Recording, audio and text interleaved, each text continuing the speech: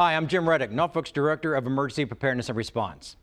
As we go around the community sharing our disaster plans, one of the most frequent questions we're asked has to do with the region's hurricane evacuation plan. For this episode of Mermaid City Unpacked, I want to provide an answer to that question, along with realistic expectations and to dispel any myths. When many hear the words hurricane evacuation, often the image conjured up is that of cars and trucks in gridlock, with frustrated drivers and crying children. And why not?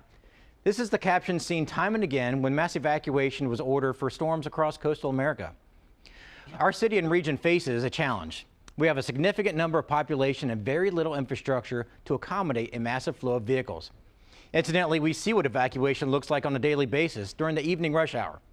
Add to that vehicles coming from our southern neighbors in North Carolina, implementation of a lane reversal, and a broken down vehicle or two, and well, you get my drift.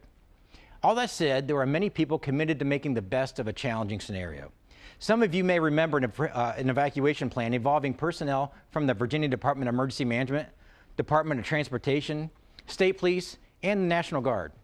This plan was the best one possible given such limiting factors. Since this plan was developed, however, Governor McAuliffe instituted his 2014 in-season review, and Norfolk was selected as a pilot locality to develop a phased approach based on previous best practices of our community, as well as resources from the state and federal level.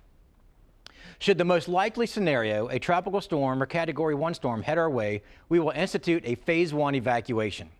This strategy is a continuation of the effective practice Norfolk has done for years.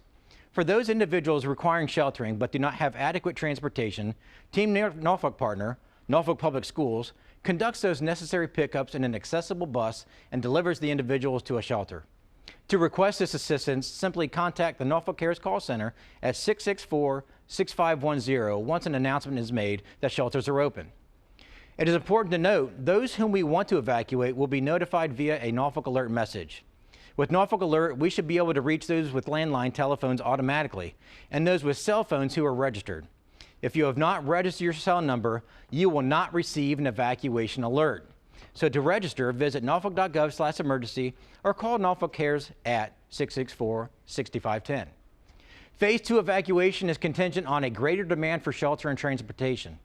Under this phase, continuous loops along designated pickup points will be completed with even more buses and drivers.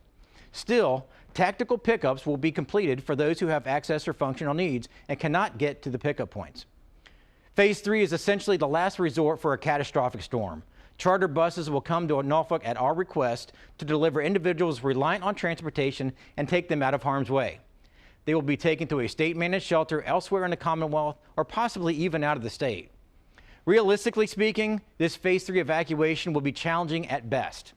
It's never been done in a real-world situation, and most likely the call will need to be made during a sunny holiday weekend, days before landfall is expected. That means critical and costly decisions must be made with incomplete information. In other words, confidence in a tropical storm forecast becomes more solid around 36 hours out. Decisions must be made many, many hours before that. And the decisions might be right 1 out of 5 times. In most cases, we want to alleviate the need for those in our community to hit the road to destinations unknown. In fact, we want to keep people as close to home and off the roads as possible. To do so means we must build our shelter capacity throughout our community. And believe it or not, we, the Norfolk community, has the resources to do it if folks are willing to lend a hand. One promising possibility and an observation from Hurricane Katrina involves our strong, resilient faith community. When one sees how many houses of worship are located in a Cat 2 zone or higher, Norfolk should have sufficient capacity for most storms.